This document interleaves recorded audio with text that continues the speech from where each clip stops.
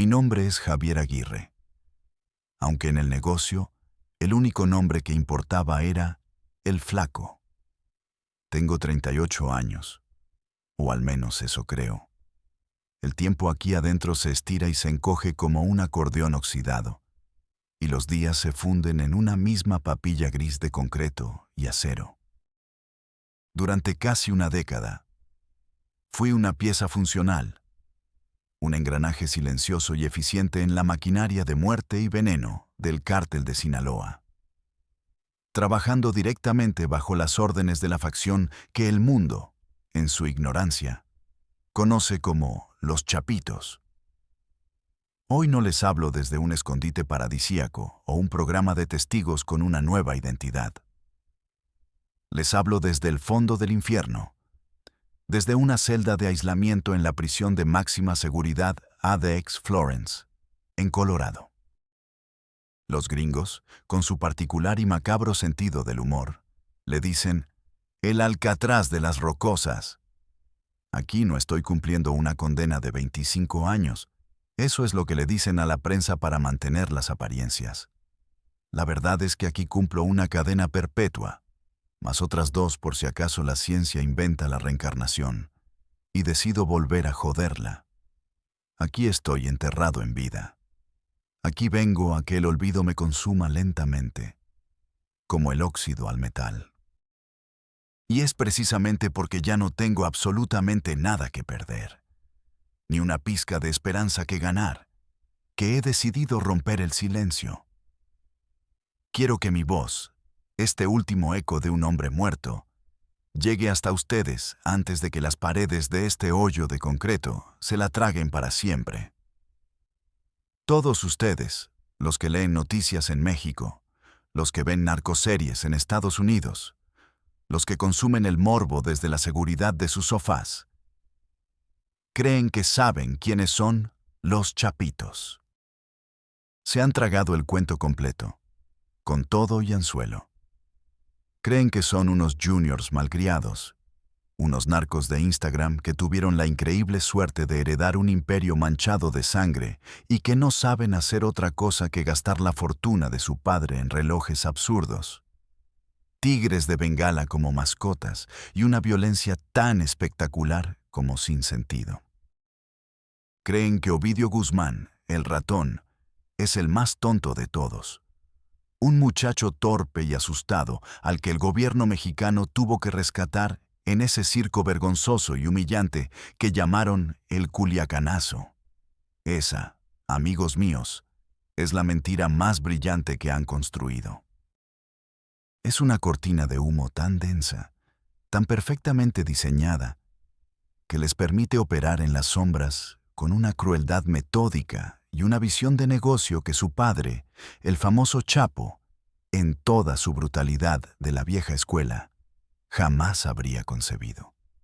La verdad, como siempre, es mucho más sucia, mucho más oscura. No son tontos. Son una nueva especie de monstruo, una mutación del mal adaptada a los nuevos tiempos, al capitalismo salvaje. Y yo estuve ahí. Fui testigo presencial. Estuve en la habitación, respirando el mismo aire viciado de cocaína y whisky caro, cuando nació la idea más perversa, más diabólica que ha salido de la mente de un narcotraficante en la historia de este negocio maldito. La idea que redefinió el juego para siempre y que hoy está envenenando el futuro, pudriendo a una generación entera desde adentro. Y esa idea no vino de la mente calculadora de un viejo capo como el Mayo. No fue el producto de un análisis de mercado de Iván Archibaldo. Vino, entre risas ahogadas y un pase de cocaína en una mesa de cristal, de la mente febril y retorcida de Ovidio. El fentanilo arcoíris, los Skittles de la muerte. Fue su creación, su genialidad infernal. Y su objetivo, desde el primer segundo en que lo verbalizó, fue tan claro como aterrador: los niños. Ahora mismo, escuchando esto, seguramente se preguntan cómo carajos un tipo como yo, Un culichi normal, un mecánico que se pasaba el día con las manos cubiertas de grasa de motor y no de sangre, termina enterrado vivo en la prisión más segura del planeta, vomitando los secretos del cártel más poderoso del mundo. La respuesta, créanme, es tan aburrida y tan universalmente trágica que duele. Desesperación pura y dura. No fue la ambición lo que me empujó.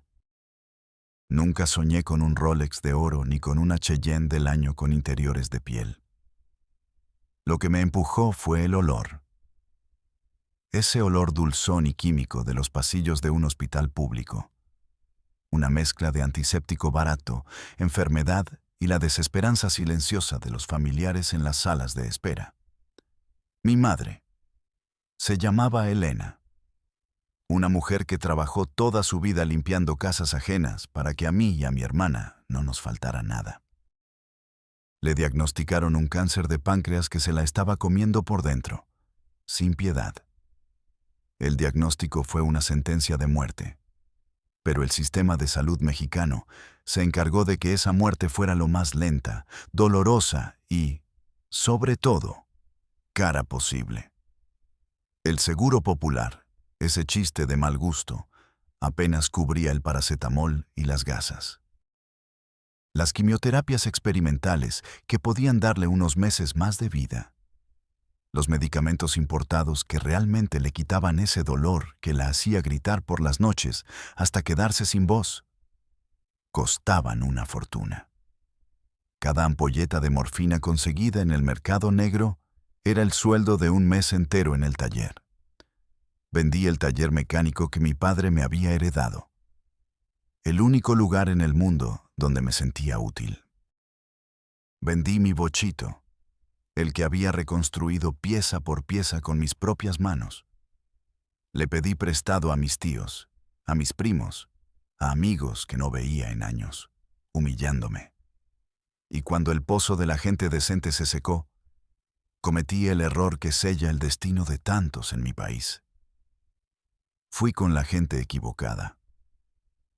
Prestamistas de colonia, de esos que te dan el dinero con una sonrisa paternal y te lo cobran con un soplete en las plantas de los pies. La deuda, como el tumor de mi madre, empezó a hacer metástasis.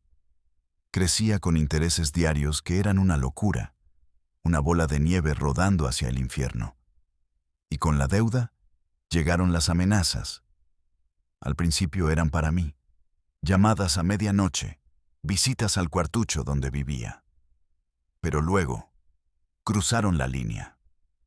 Empezaron a seguir a mi hermana, Sofía. Ella no tenía nada que ver. Es maestra de primaria, una de esas almas buenas que todavía creen que pueden cambiar el mundo. Me mandaban fotos a mi teléfono. Sofía saliendo de la escuela, Sofía esperando el camión, Sofía comprando en el mercado.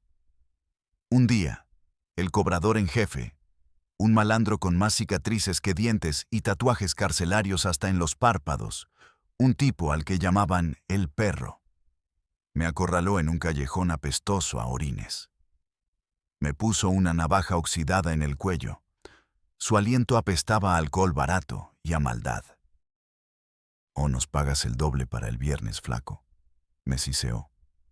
«O tu hermanita, la maestrita, va a empezar a pagar la deuda en abonos, en la cama, con todos y cada uno de mis muchachos, y nos vamos a tomar nuestro tiempo». Esa noche, el mundo se me vino encima. No dormí. Di vueltas en mi cuarto como un animal enjaulado. Saqué la pistola que mi abuelo guardaba en un baúl, una vieja Colt .38 Special, pesada y fría. Pensé en buscar al perro y vaciarle el cargador en la cara. Pensé en ponérmela en la sien y acabar con todo.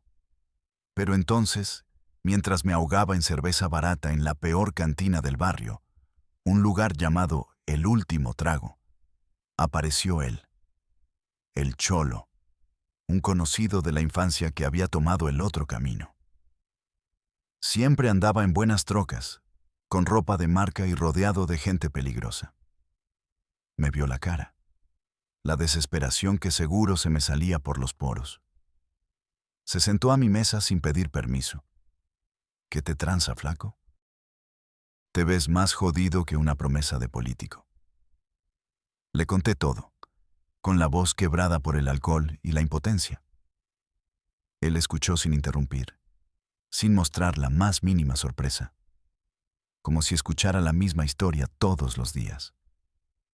Apagó su cigarro en el cenicero, me miró fijamente a los ojos, y sus palabras fueron el anzuelo que me arrastró al abismo.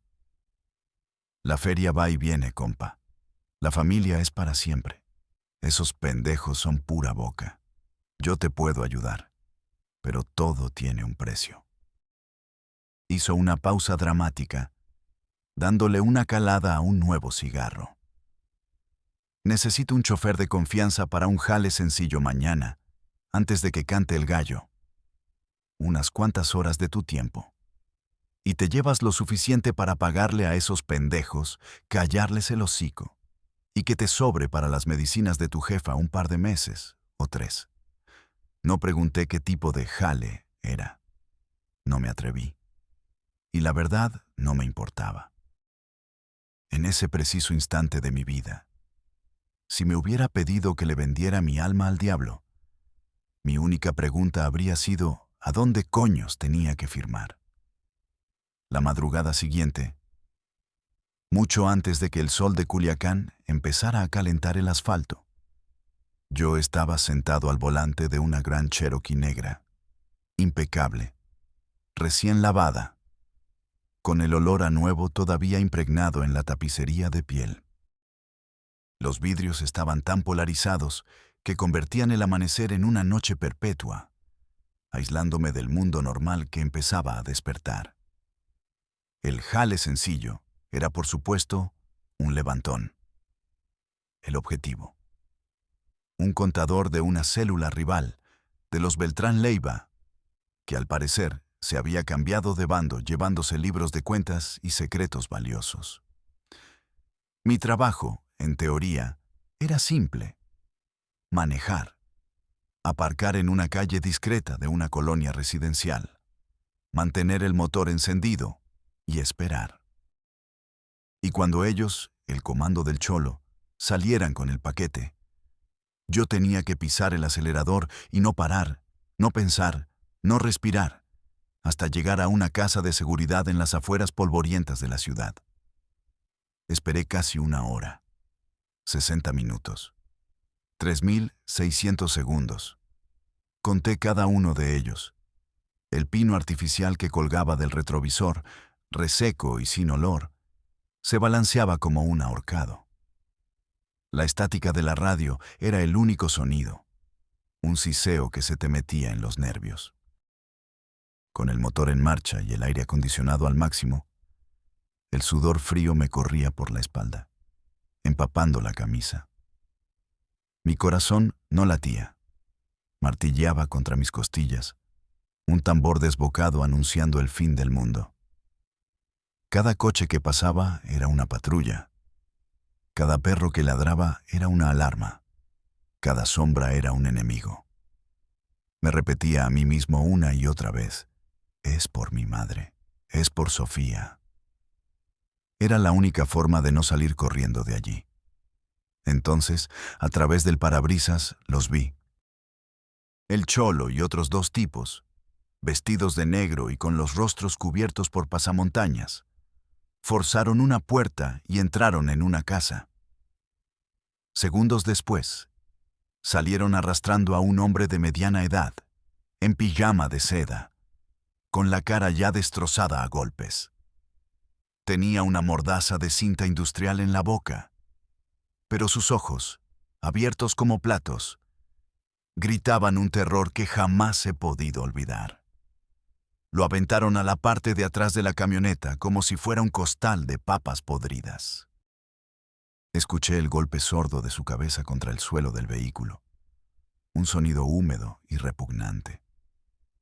El Cholo se subió de copiloto, apestando a adrenalina y a pólvora. Se quitó el pasamontañas. ¿Qué esperas, pendejo? Dale, flaco, písale a fondo, vámonos a la verga. Y yo le pisé. Conduje por las calles de Culiacán como si el mismo diablo viniera pisándome los talones. Tomé atajos que conocía de mi época de mecánico. Me pasé semáforos en rojo. Me metí en sentido contrario en calles pequeñas. No miré por el retrovisor. No quería ver al hombre. Solo escuchaba sus quejidos ahogados, el sonido gutural de alguien que se ahoga en su propia sangre, y las risas de los sicarios en la parte de atrás. Eran risas de trabajo bien hecho, de emoción posviolencia. Uno de ellos le decía al otro: «Se cagó en los pantalones el puto contador, ¿viste?». Llegamos a la casa. Era una construcción a medio terminar en medio de la nada. Me dieron un fajo grueso de billetes de 500, amarrado con una liga. Más dinero del que había visto junto en toda mi miserable vida. «Bien hecho, flaco. Tienes nervios de acero. No dijiste ni pío. Bájate, el patrón quiere hablar contigo». El patrón no era un capo importante, solo un jefe de sicarios, un lugarteniente conocido como el comandante Cobra. Pero para mí, en ese momento, era Dios.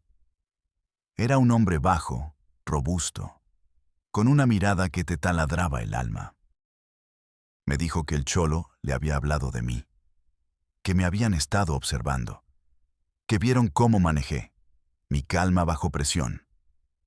Me ofreció un lugar en la empresa, empezar desde abajo, de puntero, de halcón, vigilar calles con un radio, reportar movimientos de la ley o de los contras. La paga era semanal, puntual, y 5 veces más de lo que ganaba en el taller. Pagué la deuda con el perro. Le aventé el dinero a la cara en medio de la calle. Su expresión de sorpresa fue una pequeña y amarga victoria. Compré las medicinas de mi madre, las mejores. Por primera vez en meses, sentí que podía respirar, que tenía el control. Pero era una ilusión. Ese fue mi bautizo de sangre. No disparé un arma, pero mis manos estaban manchadas para siempre. Yo había conducido el coche fúnebre que llevó a ese hombre a una muerte atroz. Porque, por supuesto, nunca más se supo de él. Unas semanas después, escuché al cholo y a otros presumiendo en una borrachera que lo habían pozoleado, disuelto en ácido en un tambo de 200 litros.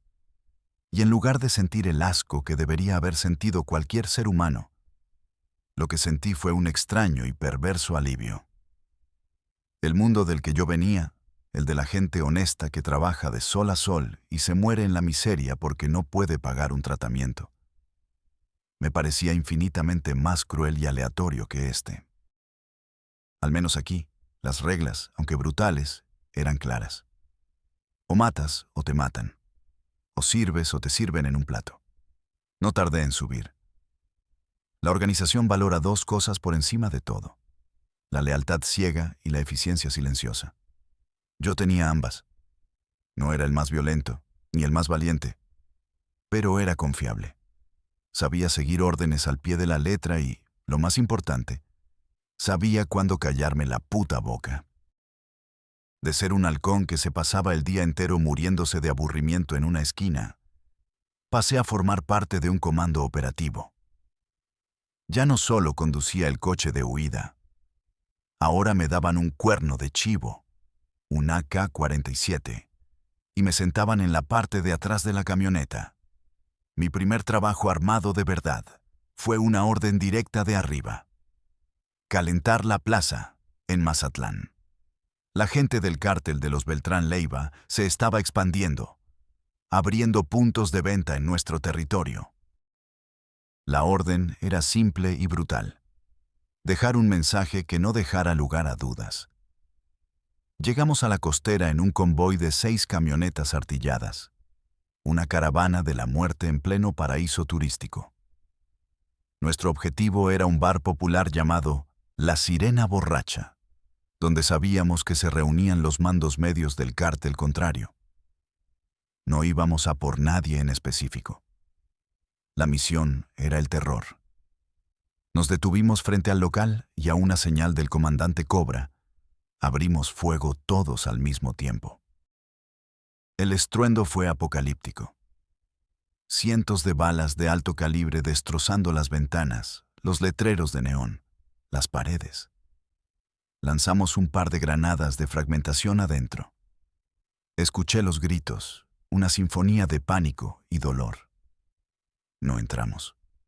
Vaciamos los cargadores desde la calle y nos largamos a toda velocidad, dejando atrás un escenario de guerra. Esa noche, vi por primera vez cómo la vida se escapa de los ojos de la gente. Vi el pánico puro, la sangre en el suelo de baldosas mezclándose con la cerveza derramada y los vidrios rotos. Y no sentí nada. Absolutamente nada.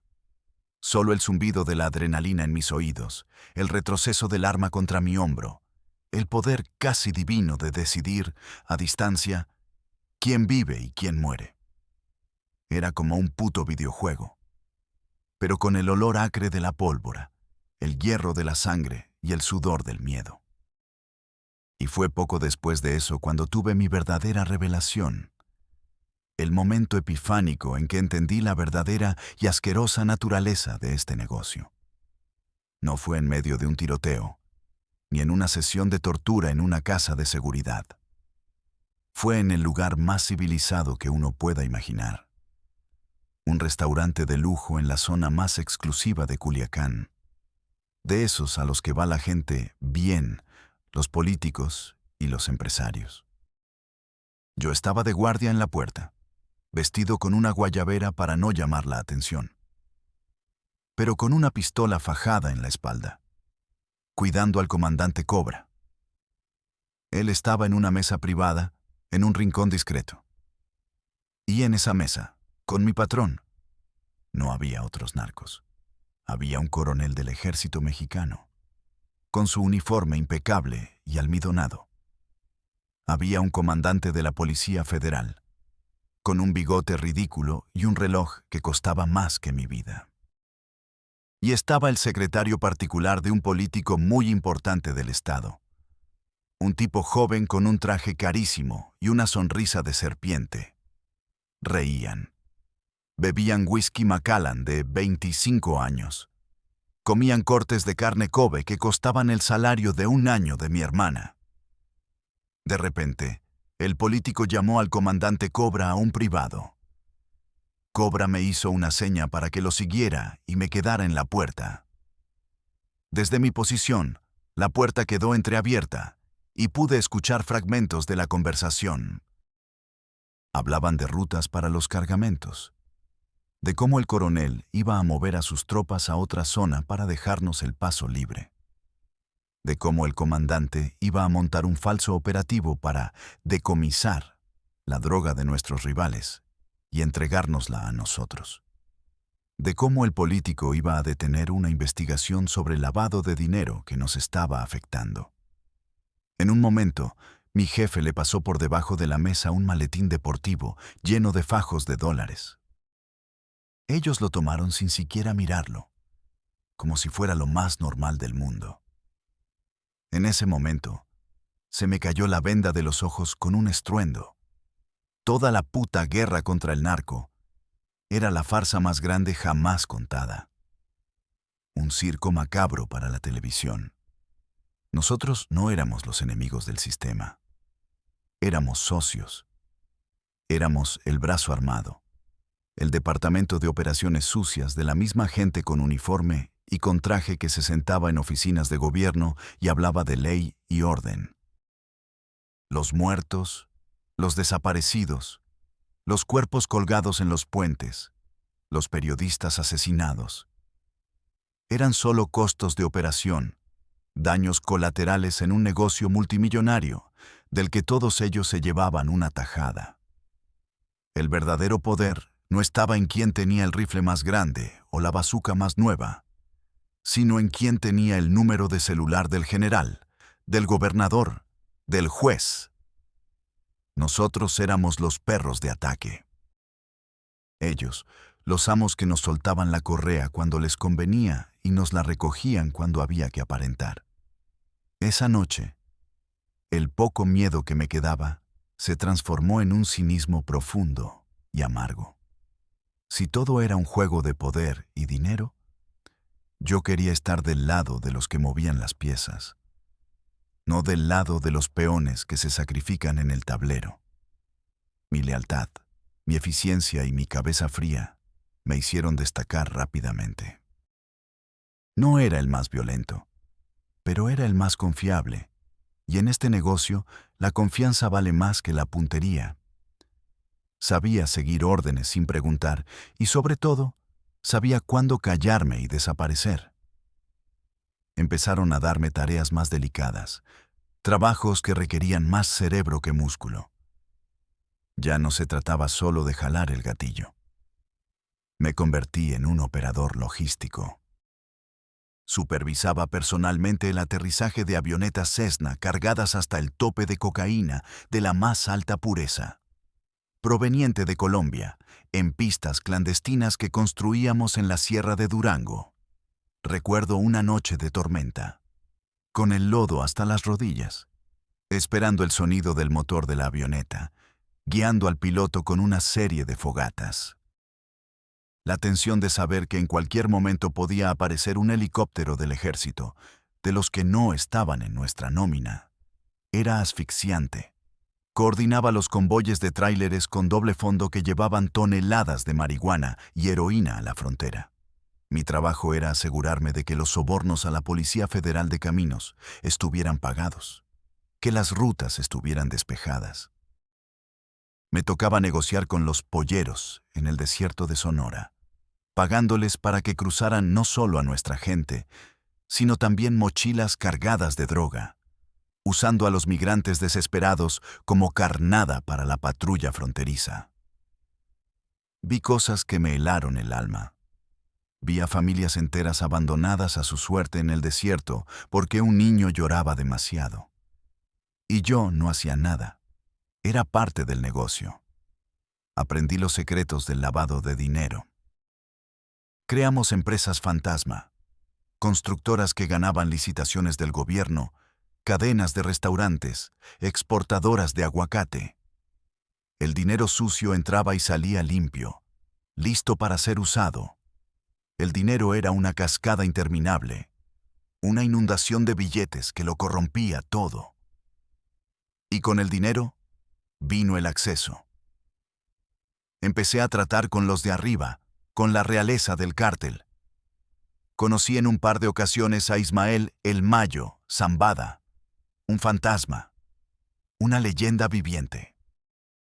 Un señor de la vieja escuela, educado, que hablaba en voz baja pero cuyas palabras pesaban como plomo. Y, por supuesto, conocí a los herederos, a los príncipes, los hijos del Chapo, a Iván Archibaldo, el Chapito, el verdadero cerebro del grupo. Era frío, calculador, desconfiado hasta la paranoia. Siempre parecía estar 3 pasos por delante de todos. Hablar con él era como jugar al ajedrez con la muerte. A Jesús Alfredo, el Alfredillo, más discreto, el encargado de las finanzas y las relaciones públicas, por así decirlo. Era el que se encargaba de mantener aceitada la maquinaria de corrupción con los políticos. Y a Ovidio, el ratón. A él, por azares del destino, lo traté más de cerca. Ovidio era el polo opuesto a sus hermanos. Era impulsivo, explosivo, con un temperamento de niño malcriado. Le encantaba la fiesta, las peleas de gallos, los coches deportivos, la adrenalina. A simple vista, parecía el menos inteligente de los 3, el eslabón débil, un junior bueno para nada. Pero tenía una chispa, una creatividad retorcida y una falta total de escrúpulos que los otros, criados en una escuela más tradicional del narco, no poseían. Por mi eficiencia y mi discreción, me convertí en uno de sus hombres de confianza. Era su solucionador de problemas. Le conseguía lo que quisiera. coches de edición limitada importados de Dubái, mujeres que eran modelos de revista, armas exóticas chapadas en oro. Le organizaba sus fiestas en ranchos que duraban días, con grupos musicales famosos tocando solo para él y su círculo. Y en esas largas noches de borrachera y drogas, lo escuchaba. Escuchaba sus ideas locas, sus fantasías de poder. La mayoría eran estupideces, bravuconadas de un tipo drogado. Pero un día, una de esas ideas lo cambió todo. Fue a mediados de 2021. El negocio del fentanilo, que habíamos empezado a cocinar en nuestros laboratorios con precursores químicos importados de China, estaba a todo lo que daba. Las pastillas azules, las famosas M30 que imitaban al oxicodona, se vendían en Estados Unidos como pan caliente. Era la mercancía perfecta, increíblemente barata de producir, fácil de transportar por su tamaño, y 100 veces más potente y adictiva que la heroína. Un negocio redondo. El problema es que los gringos, lentos pero persistentes, se empezaron a dar cuenta de la magnitud de la epidemia. La DEA estaba encima de nosotros. Las noticias en todos los canales hablaban de una plaga de sobredosis. Los propios adictos, nuestros clientes, empezaban a tenerle miedo a la pastillita azul. Las ventas, por primera vez, se estancaron. Una noche, estábamos en un rancho de Ovidio, en las afueras de Culiacán. Había música de banda en vivo. Las mesas estaban repletas de botellas de Buchanan's 18 y Dom Periñón, y el perico corría como si fuera gratis. Estaban los hermanos Iván y Ovidio, con su círculo más cercano de lugartenientes y sicarios. Yo estaba ahí, de pie en una esquina, observando, como siempre. Iván, el serio, estaba preocupado. Hablaba en voz baja pero intensa sobre la presión de los gringos, sobre la necesidad de encontrar nuevas formas de mover el producto, de disfrazarlo. Fue entonces cuando Ovidio, con los ojos dilatados por la cocaína y una sonrisa torcida y triunfal, soltó la bomba. ¿Y si deja de parecer medicina?, dijo, casi en un susurro. Todos en la mesa se quedaron callados, mirándolo. ¿Y si parece dulce?, continuó, su voz ganando confianza. ¿Y si lo hacemos de colores? Como los Skittles esos que comen los güeritos, rosa, verde, amarillo, morado, un puto arcoíris. ¿Qué policía, qué padre va a sospechar de un dulce? Hubo un silencio denso, incómodo. A uno de los sicarios de la vieja guardia, un tipo curtido en 1000 batallas, se le escapó una risita nerviosa, como si fuera una broma. Iván lo fulminó con la mirada y el tipo se cayó en seco.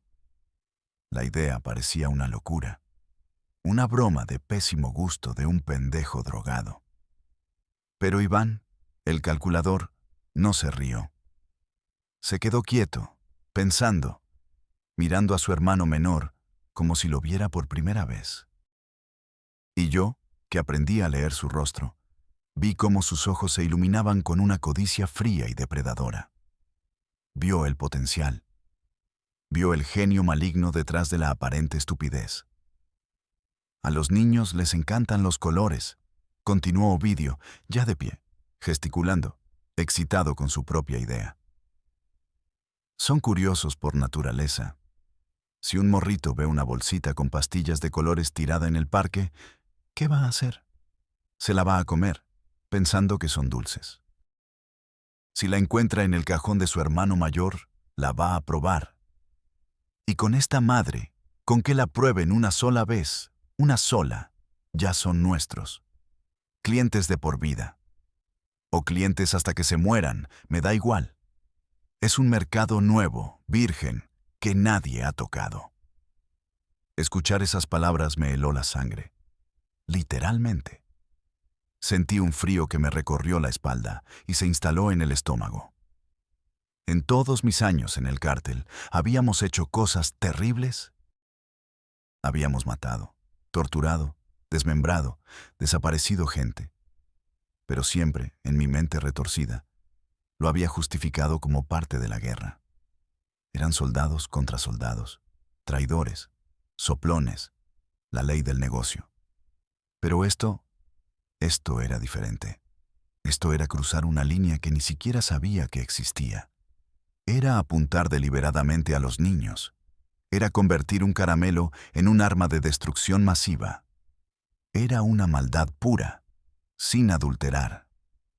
Iván asintió lentamente, su rostro impasible. «Prepara una muestra», le ordenó a uno de los químicos que tenían en la nómina como si fuera un chef. «Quiero ver cómo quedan, que parezcan dulces de verdad». Luego, sus ojos fríos se clavaron en mí. «Flaco», me llamó. «Tú te encargas de la logística de esto. Quiero que encuentres los mejores colorantes de grado alimenticio, que busques las prensas para hacer diferentes formas. Supervisa la primera producción personalmente. Esto es prioridad máxima. Y que ni una puta alma fuera de este cuarto se entere. ¿Entendido?». Esa noche, mientras conducía de regreso a Culiacán por la carretera oscura, tuve que orillar la camioneta y vomitar en la cuneta. Vomité la cena, el whisky y un pedazo de mi alma. Por primera vez en muchos años, sentí miedo. Pero no era miedo a los rivales, ni a la policía, ni al ejército. Era miedo de nosotros mismos. Miedo de los monstruos sin rostro en los que nos habíamos convertido. El proyecto del fentanilo arcoíris se puso en marcha con una velocidad y una eficiencia aterradoras. Montamos un laboratorio especial, dedicado exclusivamente a esta nueva línea de producto, en una zona remota de la sierra, lejos de miradas curiosas. Yo me convertí, en contra de mi voluntad, en el gerente de producción del infierno. Mi trabajo consistía en conseguir los insumos. Viajé a la Ciudad de México para reunirme con proveedores de la industria alimentaria, comprando al por mayor colorantes vegetales, saborizantes artificiales de fresa, de uva, de limón. Compré a través de una empresa fantasma varias prensas industriales, las mismas que usan para hacer pastillas de dulce, pero las modificamos para poder troquelar las nuestras con diferentes formas. Unas parecían ositos de goma, otras pequeños corazones, otras estrellas. Era una línea de producción de dulces para la muerte. Vi con mis propios ojos, protegido con un traje especial y una mascarilla, cómo los cocineros mezclaban en grandes recipientes el polvo blanco y letal del fentanilo con los polvos de colores brillantes. El contraste era grotesco. El ingrediente más mortífero del planeta siendo tratado como si fuera azúcar glass para decorar un pastel. Vi las primeras tandas salir de las máquinas, cayendo en cascadas multicolores en contenedores de plástico. Bolsas y bolsas llenas de muerte que parecían sacadas de una tienda de golosinas. El primer cargamento de pruebas se fue a Tijuana, y de ahí, a través de la frontera, a San Diego y Los Ángeles. El éxito fue inmediato y monstruoso. Los reportes de nuestros distribuidores en Estados Unidos eran eufóricos. Era un producto mucho más fácil de vender. Los jóvenes, que ya le temían a la M30, compraban estas pastillas de colores sin miedo, pensando que eran una especie de éxtasis o una droga de diseño menos peligrosa.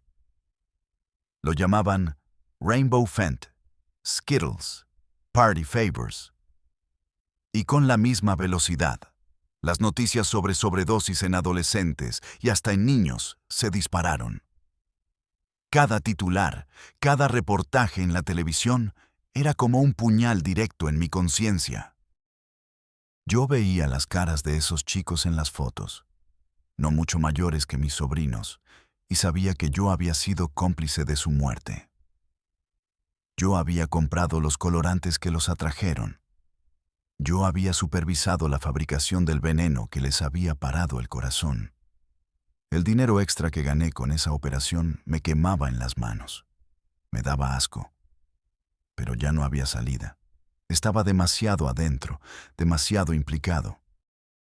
Saber el origen del fentanilo arcoíris, saber que había sido idea de Ovidio y que yo había sido el principal ejecutor, me convertía en un hombre marcado.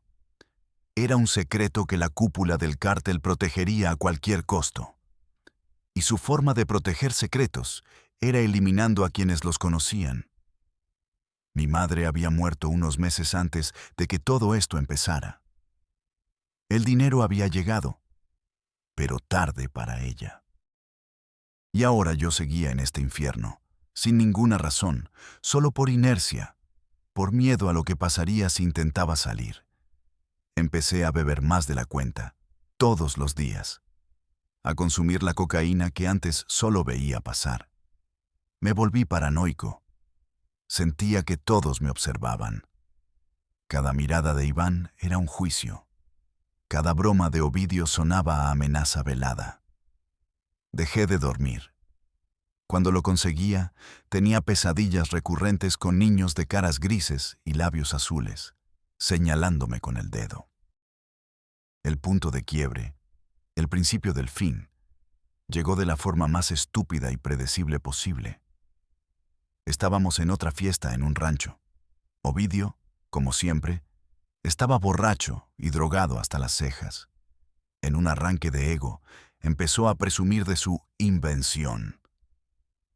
Se reía a carcajadas, contando con lujo de detalles cómo se le había ocurrido la idea de los dulcecitos para joder a los güeros. La mayoría de los presentes, sicarios y lacayos, le reían la gracia, celebrando su genialidad. Pero un primo lejano de ellos, un muchacho de unos 20 años que no estaba muy metido en el negocio, lo escuchó y con la ingenuidad de la juventud, dijo en voz alta: «No mames, primo, eso está muy pasado de verga. ¿A poco sí hicieron esa madre?» La música pareció detenerse. La sonrisa estúpida de Ovidio se congeló en su rostro. Iván, que estaba a unos metros de distancia hablando con alguien, se giró lentamente. Su mirada pasó del primo a Ovidio, y luego se posó en mí por un instante que duró una eternidad. No dijo una sola palabra, solo esa mirada. Fría, vacía, calculadora. A la mañana siguiente, el primo había desaparecido. Su camioneta fue encontrada abandonada en una brecha. Nadie volvió a preguntar por él. Simplemente se borró del mapa. Y yo entendí el mensaje con una claridad aterradora. Yo también lo había escuchado. Yo también sabía demasiado. Y si un familiar, sangre de su sangre, no estaba a salvo, ¿qué podía esperar yo, un simple empleado desechable? Un par de días después, en una reunión, Iván me llamó aparte. Me dijo que un periodista de un pequeño medio digital local, un tipo valiente o estúpido, estaba haciendo demasiadas preguntas. Que estaba investigando una serie de sobredosis en adolescentes en Culiacán y que, de alguna manera, alguien le había filtrado el rumor de las pastillas de colores. La orden de Iván fue clara, pronunciada con una calma que helaba los huesos. Desaparécelo. Y a su familia también, a la esposa y a los hijos, que parezca un secuestro que salió mal, que nadie encuentre nunca los cuerpos. Borra el problema de raíz, flaco. No quiero cabos sueltos. Me entregó una carpeta de cartón. La abrí. Dentro había fotos. El periodista, su esposa y sus 2 hijos. Una niña de unos 8 años, con trenzas y una sonrisa a la que le faltaba un diente. Y un niño de unos 12, con un uniforme de fútbol. Miré la foto de esa niña, sonriendo, llena de vida. Y en sus ojos vi las caras de todos los niños muertos en las noticias de Estados Unidos. Vi el reflejo de mi propia alma podrida en un espejo, y lo que vi me dio ganas de arrancarme los ojos. Por primera vez en casi 10 años de obediencia ciega, dije que no. No directamente. No soy tan idiota. Tartamudeé una excusa, intentando ganar tiempo. Jefe, es muy arriesgado, una familia entera. Va a hacer mucho ruido mediático. Déjeme buscar otra forma. Asustarlo, quemarle el coche, no sé. La mirada de Iván fue todo lo que necesité saber. Era una mezcla de decepción, de fastidio y de sentencia de muerte. Haz lo que te digo, flaco, dijo, su voz apenas un susurro. O el próximo problema que tendré que borrar serás tú.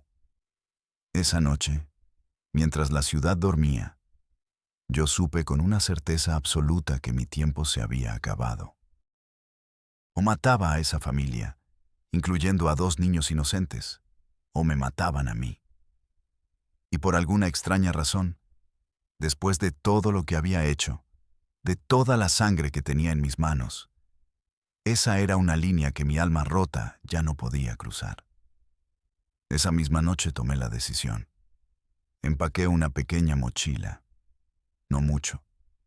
Un par de cambios de ropa, todo el efectivo que tenía guardado bajo el colchón, unos $40,000, y la vieja Colt 38 de mi abuelo. Sabía que no podía quedarme en Culiacán ni un minuto más. La ciudad era de ellos. Cada policía, cada taxista, cada vendedor de tacos en una esquina podía ser un halcón. Estaba en una jaula de la que tenía que escapar. Mi única oportunidad, por remota que fuera, era llegar a la frontera norte. Intentar desaparecer en el monstruo que es Estados Unidos. Era una posibilidad entre 1,000,000, pero era la única que tenía. Lo primero que hice fue destruir mi teléfono. Saqué el chip, lo partí en 2 y tiré el aparato a un canal de aguas negras. Compré un Tsuru viejo y destartalado por unos pocos pesos. Un coche tan común y corriente que era prácticamente invisible. Y empecé a manejar hacia el norte, por la carretera internacional 15, con el corazón en la garganta. La paranoia se convirtió en mi única compañera de viaje. Cada par de horas cambiaba mi ruta, metiéndome por caminos de terracería que apenas aparecían en los mapas, evitando las casetas de cobro y, sobre todo, los retenes federales, que sabía que podían estar comprados por el cártel. Con una llamada, Iván podía poner mi cara en cada patrulla del país. Cada coche que se mantenía demasiado tiempo en mi retrovisor, cada camioneta con vidrios polarizados que me rebasaba, era un posible comando de sicarios viniendo a por mí. No dormí en 2 días. Sobreviví a base de café de Oxxo, bebidas energéticas y un miedo tan puro y tan intenso que me mantenía más despierto que cualquier anfetamina. Finalmente, después de un viaje que pareció durar una eternidad, logré llegar a Tijuana. La ciudad era un caos, un nido de ratas, un campo de batalla donde todos los cárteles tenían presencia y se disputaban cada esquina. Era el peor lugar para esconderse, pero también el mejor para cruzar. Conseguí un cuarto en un hotelucho de paso en la zona norte, de esos que huelen a humedad, a sexo barato y a desesperanza. Mi plan era contactar a un pollero que trabajara para el cártel de Tijuana, los Arellano Félix, enemigos de Sinaloa. Pagarle lo que fuera para que me cruzara por el desierto de Arizona. Pero ellos fueron más rápidos. Ellos siempre son más rápidos. Su red de informantes es como un cáncer, está en todas partes. Alguien me reconoció. O quizás, desde el momento en que desaparecí, simplemente habían puesto un precio muy alto a mi cabeza. Y cualquier malandro de Tijuana estaría feliz de cobrar la recompensa. La tercera noche en ese hotel de mierda, mientras intentaba dormir un poco, con la pistola de mi abuelo bajo la almohada, escuché un golpe en la puerta. No era un golpe normal, era un golpe seco, autoritario. Me levanté de un salto, con el corazón desbocado. Me asomé por la mirilla y vi a dos hombres con chalecos antibalas que decían «Policía Municipal». Pero sus caras no eran de policías. Eran las caras duras, inexpresivas, de los sicarios. Tenían los ojos muertos. Estaban ahí para llevarme de vuelta a Culiacán para una muerte lenta, o para matarme ahí mismo y dejar el problema resuelto. Tuve una fracción de segundo para decidir mi vida. Sabía que si abrían esa puerta, estaba muerto. Sin pensarlo dos veces, agarré la única silla del cuarto, la estrellé contra la ventana y salté al callejón trasero. Era solo un primer piso. Caí mal. Sentí un dolor agudo en el tobillo. Pero la adrenalina era un analgésico más potente que la morfina. Me puse de pie y corrí. Corrí cojeando como un animal herido, sin rumbo, por las calles oscuras y sucias de Tijuana, entre la basura y los borrachos. Escuchaba sus gritos detrás de mí. «Ahí va el puto. Que no se nos escape». Dispararon un par de veces. Las balas silbaron cerca de mi cabeza. Sabía que era el fin. Pero entonces, al doblar una esquina a toda velocidad, me topé de frente con lo último que esperaba ver. Una patrulla. Pero no de la municipal. Eran federales. Marines de la Armada de México, con sus uniformes de camuflaje, sus armas largas y sus rostros cubiertos. Me apuntaron con sus rifles. «¡Alto! Tírate al suelo, hijo de tu puta madre». Detrás de mí, los dos sicarios que me perseguían se detuvieron en seco al ver a los marinos. Nos quedamos congelados por un segundo, en un tenso triángulo de la muerte. Yo en medio, los asesinos a mi espalda y la ley de frente. Los sicarios dudaron. No sabían si abrir fuego contra los marinos o retirarse. Y en esa milésima de segundo de duda, yo tomé mi decisión. Levanté las manos, asegurándome de que vieran que no tenía un arma. «Soy yo. Soy Javier Aguirre», grité con toda la fuerza de mis pulmones. «Quiero entregarme. Tengo información para los americanos, para la DEA. Sé quién inventó el fentanilo de colores». Fue la apuesta más desesperada de mi vida, pero funcionó. La palabra DEA fue la clave.